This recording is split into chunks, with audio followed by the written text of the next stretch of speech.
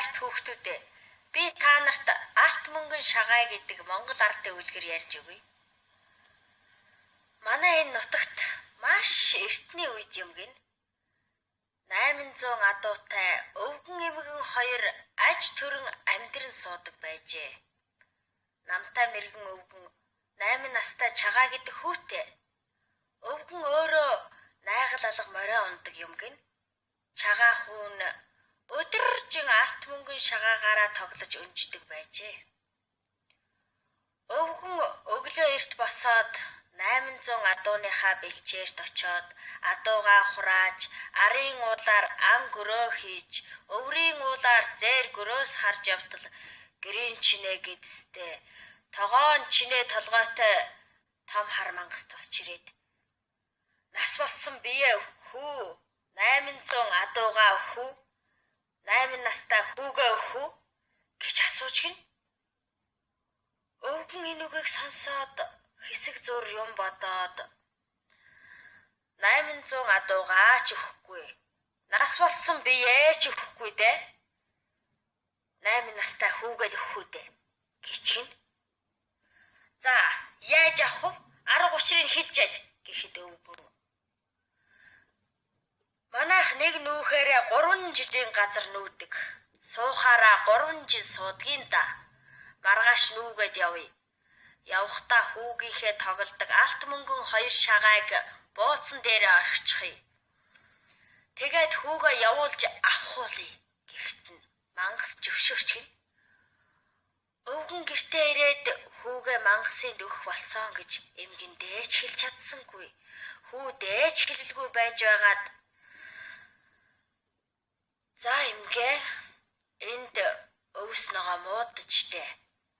Маргааш ер нь нүүн байгаа да гэхэд эмгэн нь зөвшөөрчээ. Маргааш өглөө маш эртлэн босож ачаалаад өдөржин явж байтал тэмээн дээр арагт сууж байсан хүн аава би алт мөнгөн шагаагаа мартчихж гэчгэн. Тэгэхээр нь миний хүү ээжээсээ асуу гэчгэн. Хүү ээж миний алт мөнгөн шагааг та үзээгүй юу? Би мартчихж гэсэн ээж нь ааваасаа асуу да гэчгэн. Хүү ээж мэдэхгүй байна, танаас асуу гэж байна гэхт нь бууцан дээрээ орхисон байж таарлаа л та. За миний хүү ээжээсээ аваад ирэх үү гэж асуу гэхт нь хүү ээж би бууцан дээрээс алт мөнгөн 2 шагаагаа аваад ирэх үү гэхэд ээж нь ааваасаа асуу да хүмүүн гэчгэн. Хүү ээж танаас асуу гэж байна гэхэд аав нь за миний хүү адууныхаа сүүлд явдаг бор даага унаад явдаа гэчгэн. Хүү ээжтэй очиод намайг адууныхаа сүүлд явдаг бор даага унаад яв гэж аав хэлж байна гэсэнд хүмүн эр хүн саймараа уналгүй яах вэ? Мянган адууныхаа төрөнд явдаг найгал алга морио унаад явдаа гэчгэн. Тэгээд хүү ээжийнхээ хэлснээр алга морио унаад бууцан дээрээ хүрээд ирсэн чинь нэг эмгэн алт мөнгөн 2 шагааг нь ээлжлэн орхиж наадаж байна гин.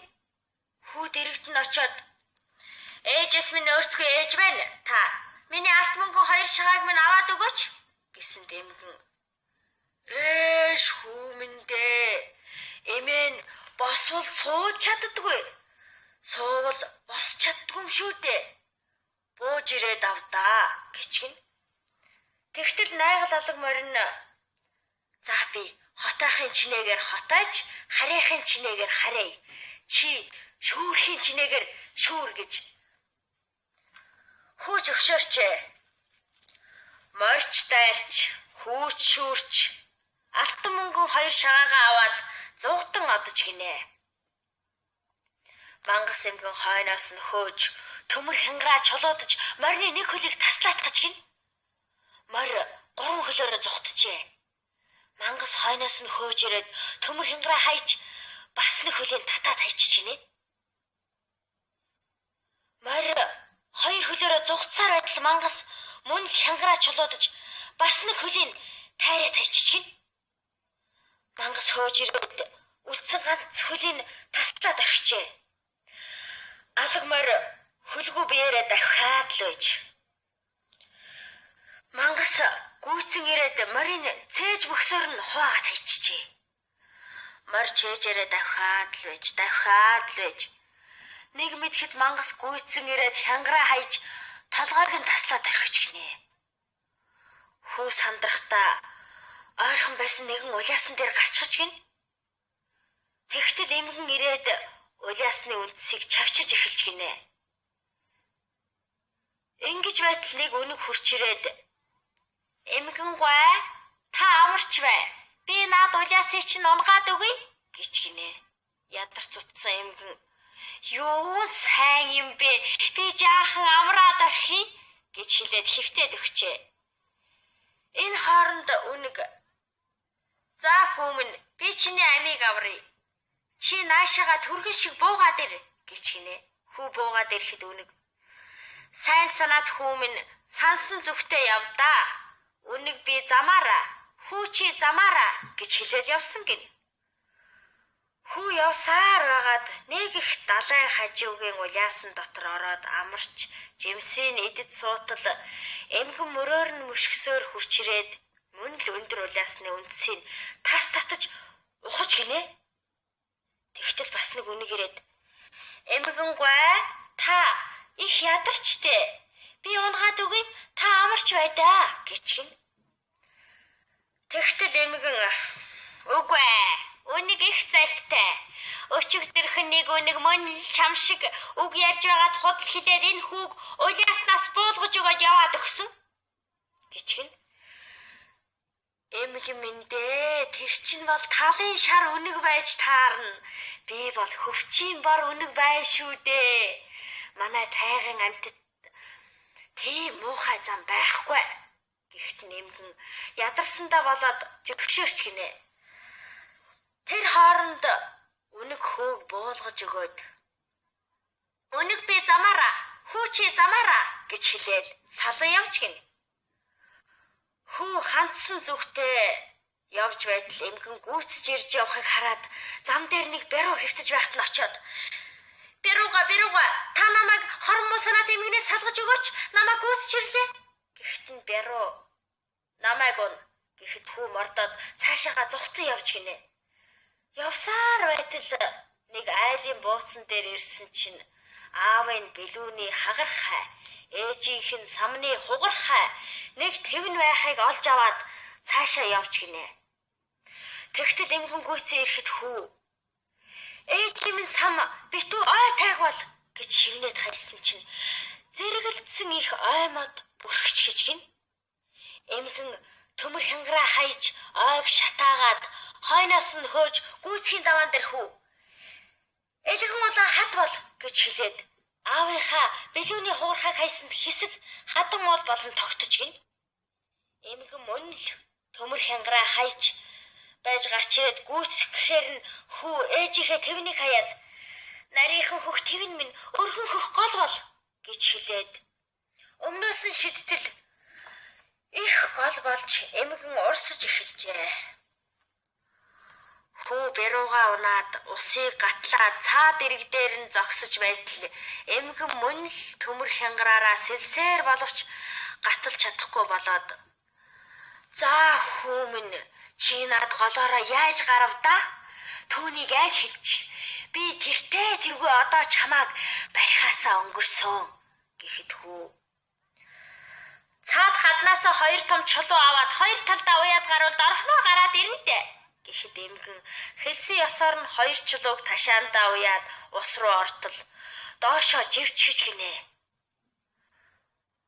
Хүү бэрутаага явсаар байгаад долоон даваад нэг их сайхан газар хонож гинэ.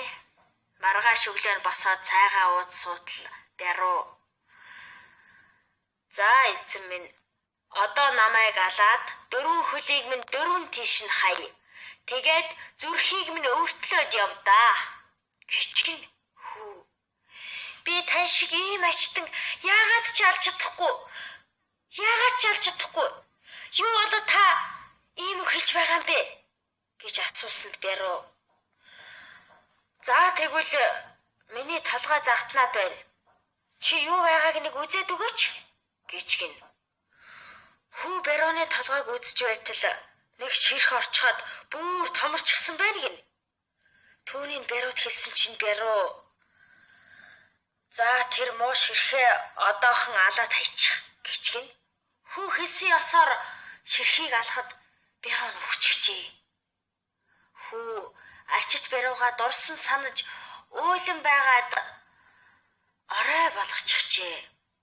Тэгээд унтаад өглөө боссон чинь нэг сайхан гэрт унтаж байна гин. Иргэн тойрон харвал идэж уух, өмсөж зүүх бүх эд хогшлон бэлэн байна гин. Тэгтэл нэгэн дагин орж ирээд хүүг сэрсэн байхыг мэдээд та цайгаа уу гэж гин. Тэгээд мөнгө аяганд цай хийж өмнө нь барьжээ. Хүү айц сандраад би хаана ирээд байна? Та чинь хэн гэгч вэ? гэж асуусанд би чиний авайл гэргий чинь байна. Нэг гэрт нээлэн суух цаг хугацаа болоогүй л байгаа юмсан. Тэгсэн чинь гинэт аюулд ороод арга буюу иржтэй гэж гин. Хүү энэ үгийг сонсоод би аав ээжтэйгээ уулзаад ирье гэж хэлээд гэрээсээ гараад явжээ. Хэдэн өдөр явж байгаад гэртээ хүрээд ирсэн чинь аав нь адуундаа явчихсан байж. Ээж нь хүүгээ тэрч уйлж гин. Хүү ээжийнхээ толгойг илбэж битгий уйлаач тэ. Одоо нэгэнд уулзсан болохоор санаагаа бүү заваа гэхэд ээж нь аав чинь чамайг байхгүй болсон гэж сандгийн да гэж гин. Нэрнэ үү гэж хүүг асуухад үнэндээ хүү минь хань гаргаад өнхөлцгийн чамд тавихаар аав чинь уурлаад юуны чинь хүү чинь хаана байгаа юм гэж зандраад байдаг болсон штэ. Өнөө шин хойно гаргана миний хүү хоймрынхаа авдарны араар ороод нуугдаад байгаарэ гэж гин. Орой болж аав нь ирээд хойно гаргаж гинэ. Ээж нь гидсээ чанж гаргаад за хүүдээ өмхөлцгээ тавина байгаа гэхэд өвгөн юу хүүхэд хаана нь хүүхэд гэж зандарч гин. Хүү авдрын араас гарч ирээд аава би энд гэртээ ирээд байж байна шүү дээ гэсэнд аав нь хүүгээ мөн бишийг мэдэх гэж бодоод алт мөнгөн шагаагаа гаргаад өгөөч гэв. Хүү нь гаргаад өгсөн чинь аав нь шагаагийн таниад ээлээ халаг минь хүү минь амьд байж шүү дээ гэж хэлээд шагаагаа атгсан гараараа толгоогоо цохиод орхитол толгой нь хагараад тэр дороо нас эцэслэж гинэ. Үлгэр ингээд дууслаа. Энэ үлгэрт ариун цагаан санаатны ажил үйлс хизээч гисэн ариунаараа байдаг. Хар буруу санаатны үйлс өөрийн толгойд ирдэг гэдэг үлгэрийн сайхан санааг уран аргаар гаргасан байна.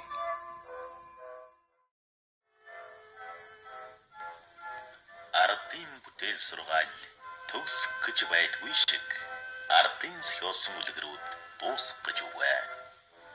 Энэ үлгэрийн сургаалыг эндэж бүү мартаарай. Маргаашийн үлгэр болтол багчуу дүү нар минь баяртай.